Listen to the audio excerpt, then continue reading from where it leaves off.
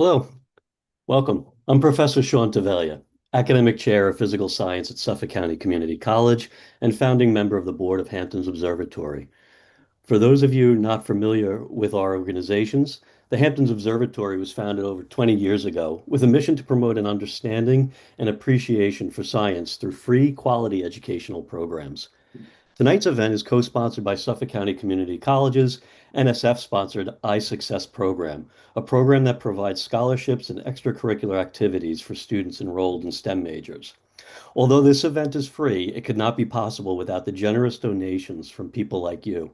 For more information on how you can donate to ensure these programs continue, please visit our website. If tonight's presentation inspires you to learn more, please consider enrolling in one of the many traditional or online astronomy courses offered at Suffolk County Community College.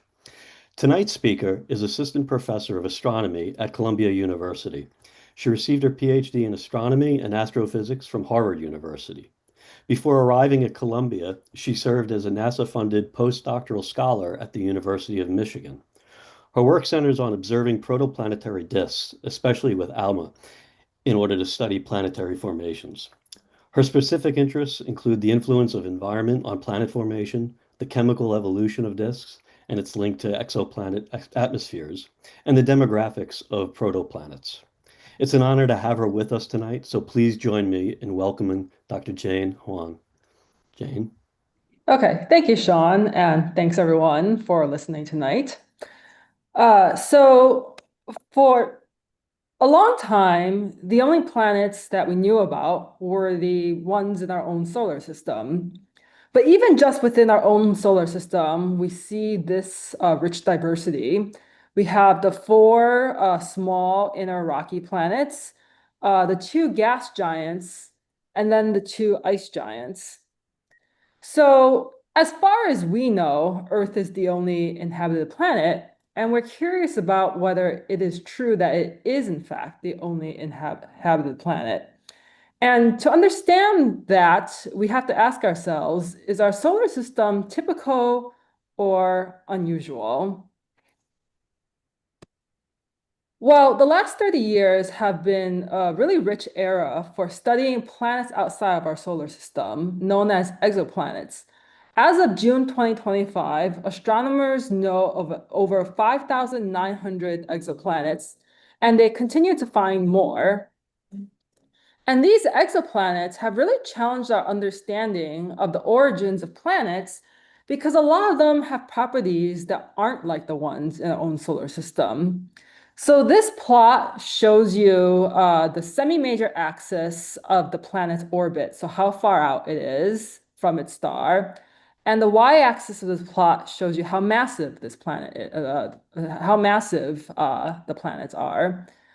So Earth, of course, by definition, is one Earth mass, and it has a semi-major axis of 1 AU. Now, you'll notice that the region of this plot where the solar system planets lie is pretty empty. That is partially due to observational bias. Our telescopes aren't great at detecting planets like the ones in our own solar system. Well, what is not observational bias is the fact that there are many planets that aren't like the ones in our own solar system. For example, the earliest exoplanets discovered were extremely close to their stars, much closer than even Mercury, our innermost planet, is. So that was surprising because, of course, based on our own solar system, nobody expected to find, well, I should say very few people expected to find planets that close in and very hot. We also have a lot of planets that are intermediate in mass between the giant planets in our solar system and the rocky planets. So these planets are known as the super-Earths and the sub-Neptunes. Super-Earths because they're larger than Earth, sub-Neptunes because they're smaller than Neptune. And there's reason to believe that they are the most common type of planet in our galaxy. So then the big question is, if those planets can form so easily, why doesn't our solar system have one? And are the different conditions that led to forming super Earths versus forming a solar system like ours, responsible for making Earth the way that it is. And also, we have some planets that are really far out, way further out than the ones that we see in our solar system. Now, much like the outcome of baking a chocolate chip cookie depends on the kinds of ingredients that you put in and the conditions under which you bake them, the outcome of a planet depends on the conditions under which its formation started. So even though our solar system is already quite old, several billions of years old, and not very close to what it was like when it started, our solar system already hundreds of years ago provided the important clue about how it is that planets form. If you pay attention to the orbits of the planets in our solar system, they all orbit together in a plane. And so that was a clue that our planets started out in some sort of disk-like structure, kind of like a frisbee encircling the star. So now with the benefit of modern astronomy, we have a clearer picture of how planets form. So the story of planet formation actually begins with star formation. Out in space, we have these clouds of cold gas and dust.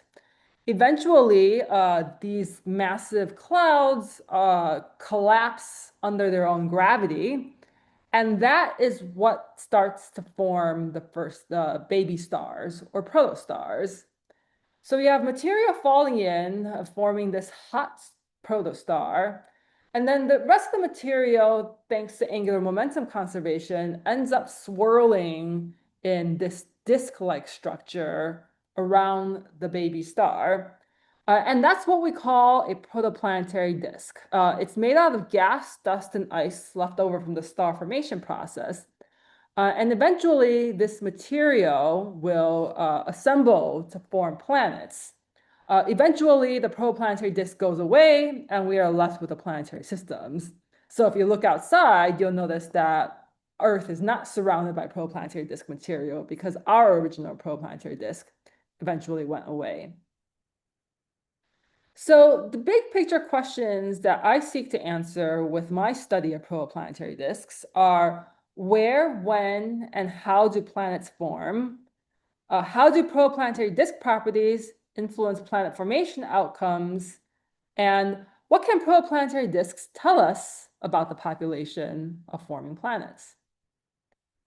So to understand the challenges in observing protoplanetary disks and why the last 10 years have been so important for learning about them, I should introduce the details of how a protoplanetary disk works, since I expect that for many of you, this may be the first time that you've heard the phrase protoplanetary disks. So protoplanetary disks are thin, almost flat structures orbiting young stars. And when I say young, I mean a few million years or younger. So for comparison, our sun's about 4.5 billion years old. And so this schematic shows you what a protoplanetary disk would look like if you cut it in half like a birthday cake. So like I said, a protoplanetary disk is made up of gas, dust, and ice. So it is heated up by the central star for the most part. And so this sets up a characteristic temperature structure, as you might expect. As you get further away from the star, the temperature will decrease. In addition, the star only directly heats up the surface layers of the disk. And then the dust absorbs a lot of that radiation. So this sets up an interesting temperature structure. So the surface layers are very hot, and because they're exposed directly to the harsh UV radiation from the star, molecules don't survive well. They're broken down by the radiation. So that's what we call the photodissociated layer. The lower layers, they're not as hot because they're better protected from the stellar radiation. And then the molecules are no longer being broken down by the starlight. So we call this the warm molecular layer, where molecules are abundant in the gas phase. And then finally, in the coldest region, below the warm molecular layer, we have something called the icy midplane. So this region is cold because it's the most shielded from stellar radiation. And because it's cold, a lot of molecules don't survive in the gas anymore. They have become ice on dust grains. And when I say ice here, most of you are probably thinking water ice, but ice in general is just any molecule that's frozen onto the grains, although there is, in fact, a significant amount of water ice in these protoplanetary disks. In addition, the dust grains are colliding with each other throughout this process. So because protoplanetary disks are more dense than the original cloud material that they came from, these collisions happen more readily. These dust grains will sometimes stick together, growing into larger and larger dust grains. And then these grains will tend to settle down toward the midplane, making it a very dense region of the disk. And they'll tend to drift inward toward the star. So the icy midplane, because it has this big concentration of these dust grains, this is where planet formation will take place. So this initial growth of the dust grains represents the first step towards planet formation. So planet formation goes a long way. You're going from micron-sized body to many kilometer-sized bodies. So there's a long journey from the dust grains to a full-blown planet. But for various observational reasons, this initial growth of the small grains to somewhat larger grains is the last step of planet formation that we can observe directly before we see mature planetary systems or fully formed protoplanets. So it's important to understand what's happening at these early stages to help modelers fill in the blanks as to what happens in between the beginning and the end. The very first evidence that there existed disks outside our solar system came in the 1960s when people started looking at the infrared spectra of young stars. So spectra are measurements of how much light comes at different wavelengths. So the sun has a spectrum that looks like this on the slide. It's what we call a black body spectrum. So there's the most emission for the sun happens at visible wavelengths, and then it drops off both at shorter and longer wavelengths. But then when they looked at the young stars, and like I said, by young, I mean a few million years old, they noticed that their spectra didn't quite look like that of the sun. At the short wavelength side of things, they did the ultraviolet side, and they also some of them peaked at similar wavelengths to sun, maybe visible or just slightly longer than visible. But how they differed from the sun was that they had a lot more infrared emission. They had a lot more emission at longer wavelengths compared to the sun. And so their explanation for this was that there had to be something extra that the sun didn't have. So what they thought was happening was that there was dust surrounding the star. That dust would absorb the sunlight, the starlight, and then radiate it out at longer wavelengths. So you may be looking at this plot and you may thinking, well, okay, but how do you know that that's actually a disk? It seems like there might be other ways that you could create these spectra. And astronomers argued about this for a long time. Some people looked at this kind of plot and they said, yes, there are disks. And other people said, well, no, you haven't proven that there are disks. But a picture is worth 1,000 words. So this argument was definitively settled in the 1990s by the Hubble Space Telescope. The Hubble Space Telescope took images of some of these young stars, and they saw these ovals or circles around them, these dark disks. So now disks are generally circular, but the reason that they look like ovals in some of these images is that they are tilted relative to where we're looking. Something you may also notice about these images is that these disks all look black. Well, it's not because they're black in color. What is happening is that what we're seeing are the silhouettes of the disks. The disks are blocking the light that's coming from behind them. And so this is a general phenomenon when it comes to dust and light. So in general, dust will tend to block more light at shorter wavelengths. So this gallery shows a cloud in front of a bunch of stars taken at different wavelengths.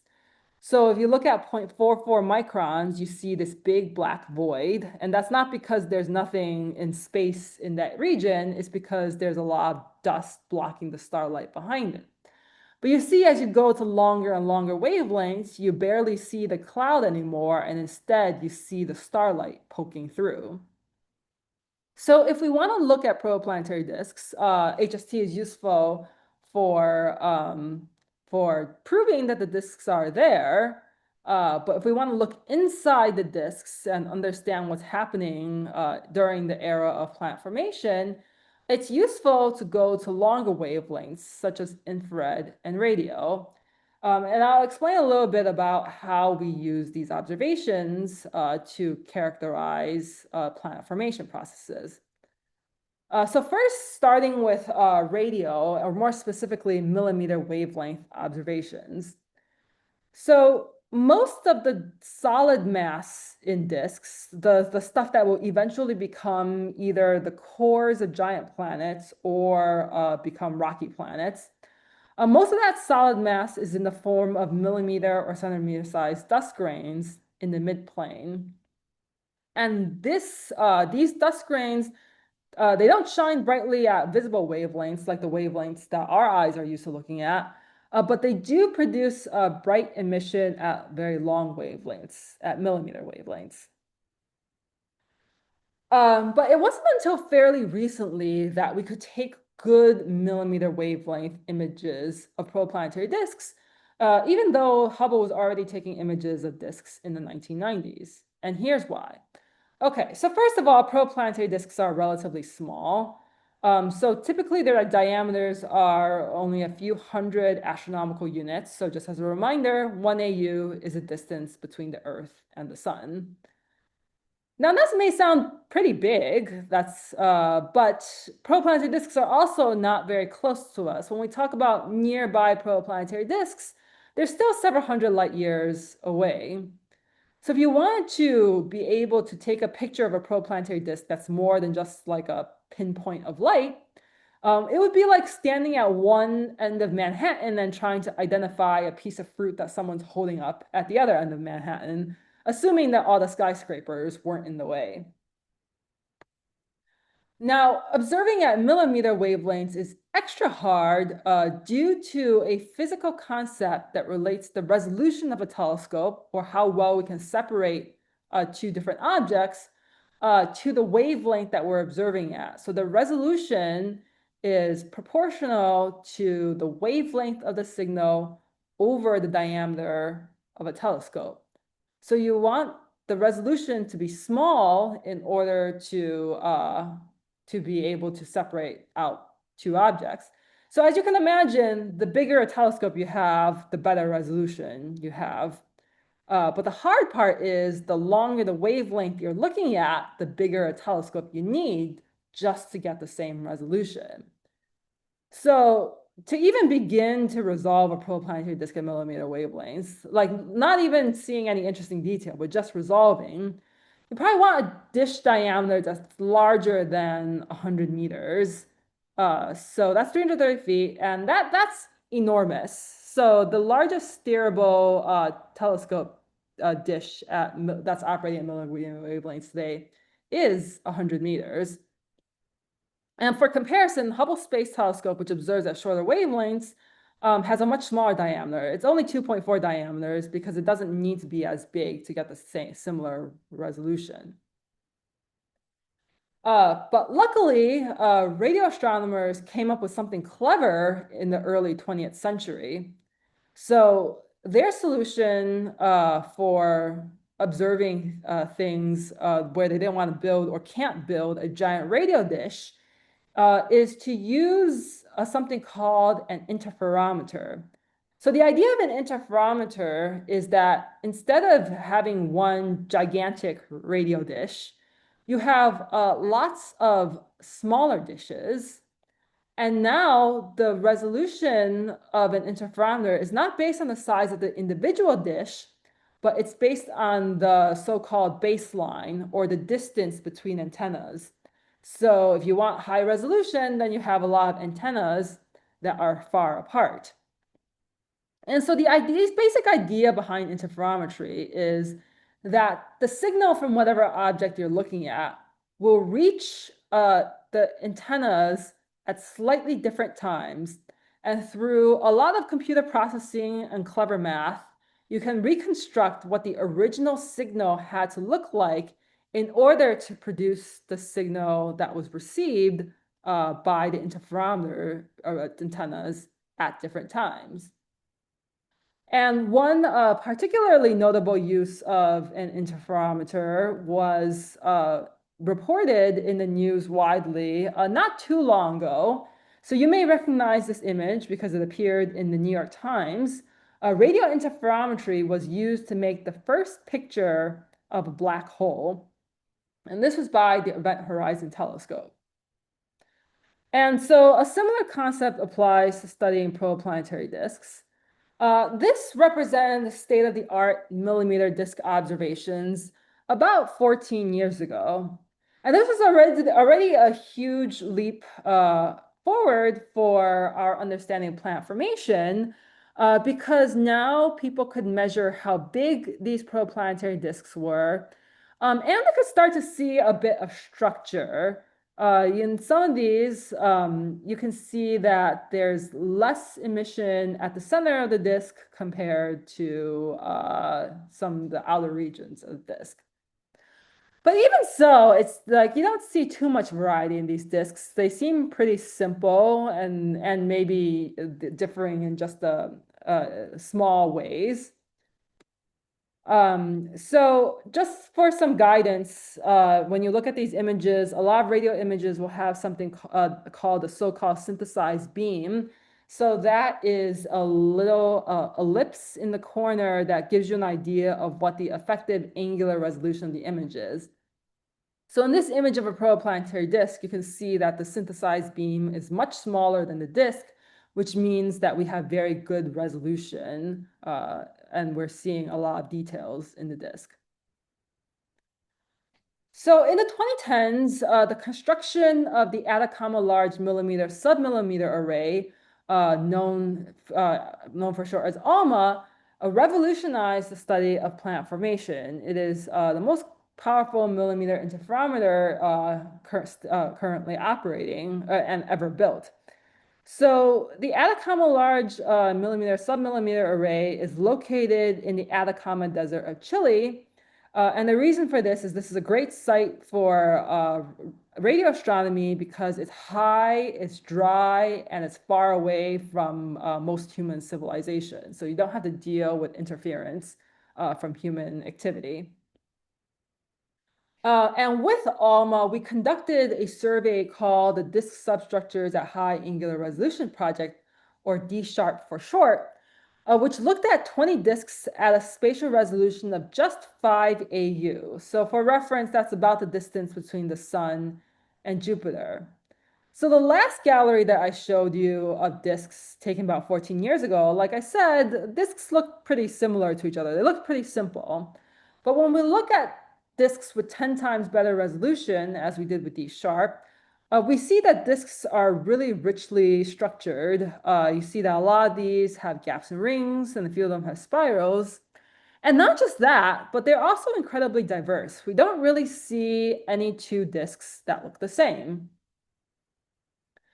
So one of the reasons that seeing these structures in disks was exciting was not just because they looked interesting, but because theorists, long before ALMA came around, had predicted that these kinds of structures might be due to the influence of hidden planets inside disks. So this simulation illustrates how this can happen. So as a planet forms, its gravitational interaction with a disk starts to clear out a gap. So in this simulation, we can see a planet, but in general, at millimeter wavelengths, we don't expect to see a planet. And this video took place over a few seconds, but just to give you some sense of scale, this process is expected to take place over about 1 million years, which sounds very slow to us, but by astronomical standards is very, very fast. If we look at the amount of emission in the disk as a function of the distance from the star, the radius, well, we see that the gaps inside the disks have different locations, widths, and depths. And in the framework where we interpret these gaps as being opened by planets, then one can try to infer what kinds of planets would be necessary to open up these gaps.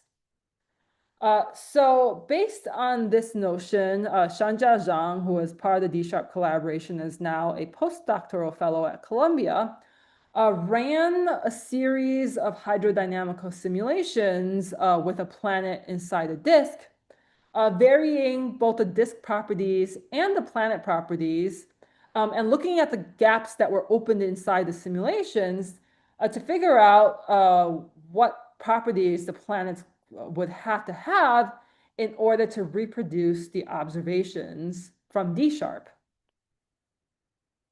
And then his results are plotted here. So this is similar to the plot that we saw at the beginning of the talk. The x-axis is distance from the star, the semi-major axis, the y-axis is the planet mass.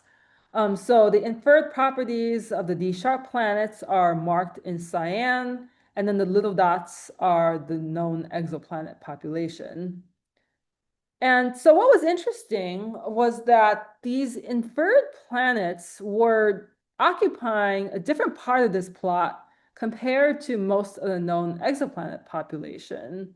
So the question this raised was, does this imply something about planetary evolution, that maybe these planets move inward or they continue growing?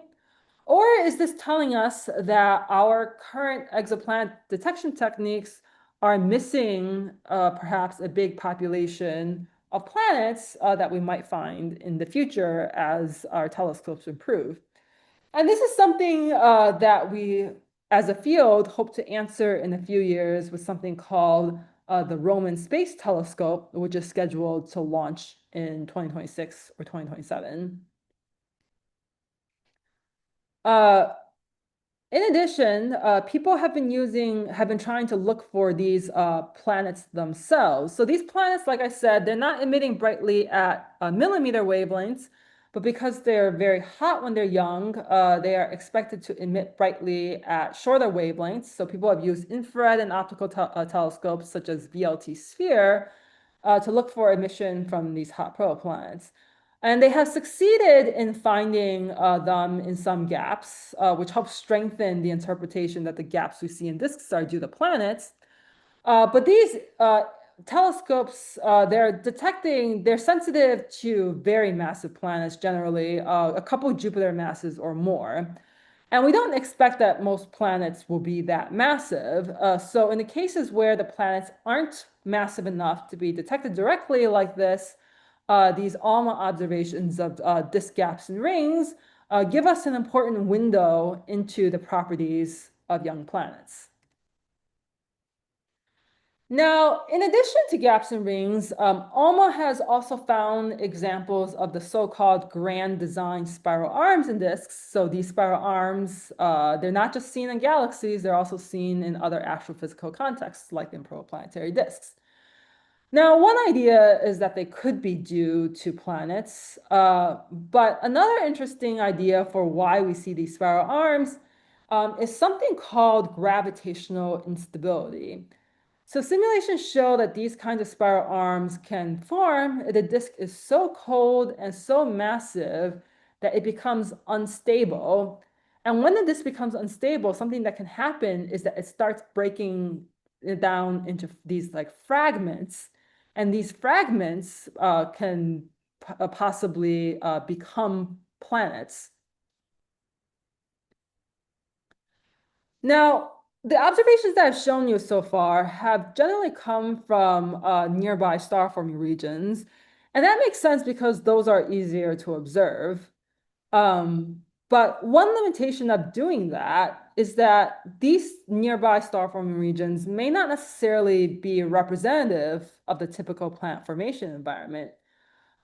Instead, we think that most stars tend to form with high UV radiation due to being born close to massive stars. And so this, for example, shows you the most famous star forming region with massive that has huge amounts of ultraviolet radiation, Orion. So it's predicted that this high UV radiation, this external UV radiation from massive stars, can be detrimental to planet formation. And the reason for this is that if you have a protoplanetary disk in a high UV environment, sometimes that ultraviolet radiation can lead to a process called photoevaporation, where the outer regions of the disk just get carried away, and then the disk shrinks and becomes less massive. And so the thought is that, if the disk has lost mass, then there is less material available to form planets. So given this notion, I was interested in looking at a region called Sigma Orionis. So this is a cluster in the Orion molecular cloud complex that's irradiated by an O star. And when people first looked at this with ALMA at low resolution, what they were measuring was the mass as a function of the distance from this massive O star. And they saw that the disk masses tended to be smaller when they were closer to the O star. And they interpreted this as evidence of mass loss due to this process called external photoevaporation. So then my question was, given this evidence that the outer regions of these disks are being eroded by external photoevaporation, do we still see this evidence of giant planet formation that is similar to what we saw in D-sharp in the nearby star forming regions? And the answer is, at least for the disks that we start to look at, yes, they are rich in structures. So it's reassuring to us that this whatever process is forming these structures, these gaps and rings, seems to be robust across a range of environments, and therefore is telling us something fundamental about disk evolution. So radio telescopes are useful not only for looking at the dust emission, but they are also useful for identifying molecules based on their unique spectral signatures. So for example, this is the rotational spectrum of carbon monoxide. These spectra of molecules are measured in laboratories, and then astronomers can go look for emission or absorption at the same frequencies or wavelengths that were measured in the lab. So a rich inventory of molecules has been detected in disks. This is a fairly comprehensive but not quite complete table. And so not only a lot of molecules, but a lot of different varieties of molecules. So in disks, people have detected organic molecules. Some of these include molecules that are familiar to us on Earth, things like formaldehyde, H2CO, and methanol, kind of alcohol, CH3OH. But then also some species that wouldn't be stable on Earth, things like C2H as a radical. And the reason these exotic molecules are found in space is because the temperatures and densities are just so different that what's stable on Earth is not the same as what's stable in space. Also see small neutral molecules. Some of the most important ones include carbon monoxide and water. Molecular ions, which are not things that you typically find just floating around on Earth, but pretty common in space. And then the so-called rare isotopologues. So I'm not going to talk more about the rare isotopologues here, but they are useful because basically molecules have elements that can come in different with different atomic masses. And by measuring molecules with the same elements but different atomic masses, we can say something about the chemical history of these molecules. And this is also a process that's used by geochemists here on Earth, doing stuff like finding out how old different parts of Earth or different things that they find on Earth are. So ALMA and other millimeter telescopes, the emission that they see comes from cold gas. And that's coming at distances of tens to hundreds of AU in disks. And so this is an example of a series of molecular maps, all of the same disk and on the same scale from ALMA.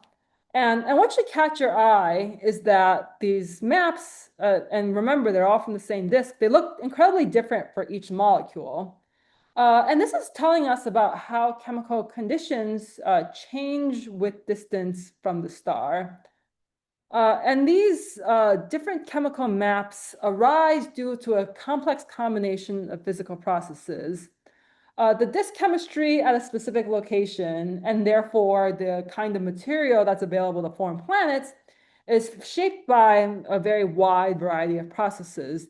These include things like the type of star hosting a disk and the kind of radiation it creates, the external UV environment, the substructures in the disk, the presence of gaps and rings, how quickly dust is growing and moving, and things like that.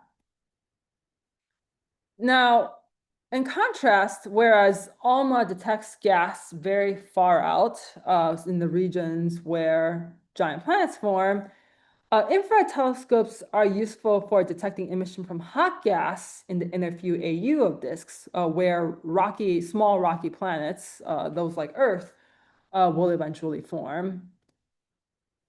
So one challenge with observing infrared radiation is that our telescope does not readily let is that our atmosphere does not readily let infrared radiation through. So here, this is just an transmission map of for different wavelengths. And so, of course, a lot of visible light comes through. That's why we're able to see sunlight so well. And then radio emission comes through very easily, which is why we're able to have telescopes like ALMA. But the trick with infrared radiation, although you can observe some of it from the ground, is that because you have all this opacity, you have to go to space to get really excellent infrared observations. And so that's what the James Webb Telescope, launched by NASA in 21, does. It's useful not just for studies of disks, but also exoplanet atmospheres at infrared wavelengths. So among the many things that JWST is being used to do, it's being used to look at why water content varies between disks. As you know, water is important to life. We all living creatures that we know of need it. And so we're curious about the path of water from space to planets. And so when we look at protoplanetary disks, we see some of them have lots of water emission. Those are all the little lines that you see there. And then others, you don't see very many of those lines. It means that they're water poor. And so one one hypothesis for why we see these big differences in the water content is that it might have something to do with those gaps and rings that I showed you earlier with ALMA. The proposed idea is that in disks with lots of gaps and rings, the dust grains in the outer disk, as they move inward, they get stuck. And these dust grains have lots of ice in them. So if there are no dust grains, as those dust, sorry, if there are no rings and gaps in the disk, if the disk is just has a smooth surface density profile, then as those icy grains move in, they will come in, and then as they reach the hot parts of the disk, that ice will enter into the gas. But then if you have lots of rings, those dust grains get stuck there, and that water gets stuck there too. And then so the inner region of the disk never get a big water supply. So then if this scenario is true, then this would suggest maybe that that planet formation in the outer regions of the disk, which lead to the formation of these gaps and rings, can influence whether or not planets that are forming in the inner disk are able to get a good supply of water. And we're trying to connect this idea with our observations of the disks in Sigma Orionis later this year by using JWST to look at the water content. So while I don't work directly on exoplanet atmosphere observations, I'm interested in what JWST tells us about it because JWST has been great at detecting molecules in exoplanet atmospheres. Again, a mix of things that are familiar to us, like water, and things that seem more exotic in atmospheres, like sulfur dioxide. And different exoplanet atmospheres have different atmospheric compositions. Now, I mentioned before that a protoplanetary disk, the composition will vary a lot depending on what part of the disk you're looking at. So the hope with studies of exoplanet atmospheres and disks is that by looking at the exoplanet atmospheres and looking at disks and working with people who do models of planet formation, one can figure out where it is that the exoplanets originally formed and how they might have moved throughout the disk before arriving at their present day location. So it's been a really exciting era for studying planet formation. And we hope to learn more through telescopes, both supported by US agencies such as NASA and the National Science Foundation, and telescopes abroad. So the Extremely Large Telescope, which is being constructed by the European Southern Observatory in Chile, is expected to come online at the end of this decade. And it can do many things, but one potentially exciting thing is that it can be used to search for protoplanet emission because it's so much larger than any other optical telescope that is operating right now. We're still scratching the surface of what we can do with ALMA. So ALMA is being upgraded this decade. This will allow us to efficiently observe many disks. So instead of just looking at small samples, by looking at many disks, we can start to get an idea of what's typical and to get a better sense of the variety of disks that can exist. And a concept being developed also by the National Radio Astronomy Observatory in the US is something called the Next Generation Very Large Array. It's going to be located in New Mexico, and it promises to provide an even higher resolution view of disks at radio wavelengths. So with that, I am happy to take questions. Thanks, Jane. That was wonderful. We have just a few people in the audience, so it might be easier for people if you have a question. Feel free to go to the React button at the bottom of your Zoom screen. And if you raise your hand, we'll take your questions in order.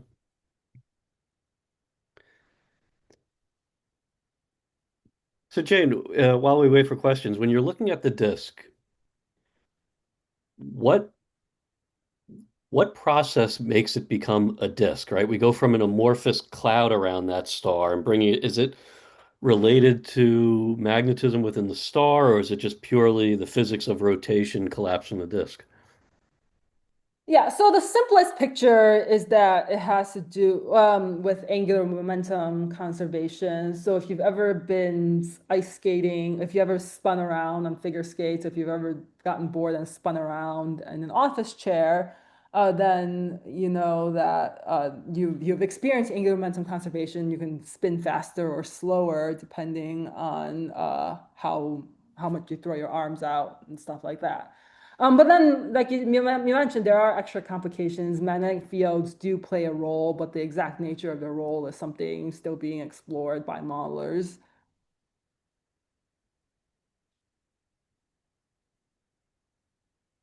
Okay, you're very good explaining so far. No questions. If you could you go back to the slide where you have the composition, chemical composition? Which one? I believe right there. You just passed it. One back, yeah. One more back. Other way. There you go. So I'm looking at it closely. Is there a relationship between molecular weight and distance Uh, Not quite. or So diffusion? the molecules that are smaller are generally more abundant. So like CO Okay. is more abundant. So it's easier to detect. So the disks generally there's more stuff near the center of the Yep. disk compared to the outside. So if you have a more abundant molecule, it will be easier to see more of the stuff in the outer disk. That being said, there do seem to be some indications that something like you're seeing like the CH3CN in the middle, that seems to be most of that really only seems to be bright north towards the center. So there is some evidence that molecules like that, the so-called complex molecules, the where it's complex cyanides, their abundance may actually be higher in the inner disk. So it's a complicated mix of things, both how easy it is to detect the molecule and also the true underlying abundance. Right. We do have a question. Donna, your hand was first, so we'll go with Donna. Yes, I was just wondering, what's the greatest difficulty you have in studying protoplanetary disks that you yourself experienced in your research? Well, so it depends on the specific question that you're asking. So for me, something that I'm interested in right now, I didn't touch on it in this talk for time, is I'm interested in studying the transfer of potential transfer of material between disks and their surrounding environments. So these images I showed you, they all kind of look like little like islands of plant formation, but that's in reality not what's happening. These disks are in molecular clouds. They are surrounded by gas and dust. And so the images I'm showing you are kind of like showing you the cleaner looking objects. But right now I'm interested in studying the messier looking objects. Seda, don't forget to unmute when you ask your question. Hi, thanks for doing this talk. It was really interesting. So you mentioned that the the rotating disk, it's moving due to angular momentum, and I was wondering if the rotation rate depends on how far away from the star like something is. Like if you're farther away from this, like the central star, does the rotation rate differ across the protoplanetary disk? Yes, it does. So a protoplanetary disk undergoes something called what we call Keplerian rotation. That it depends on the gravity of the central star. So basically, I mean, it's the same idea with our solar system that Neptune goes around at a different rate than Earth does. A year on Earth is not the same as a year on Neptune, right? So it's the same law governing the orbits of planets and then the orbit of material in the disk. Thank you. Hmm. No other questions. Well, I will note that you did mention that you had friends in Australia, and Australia shows up.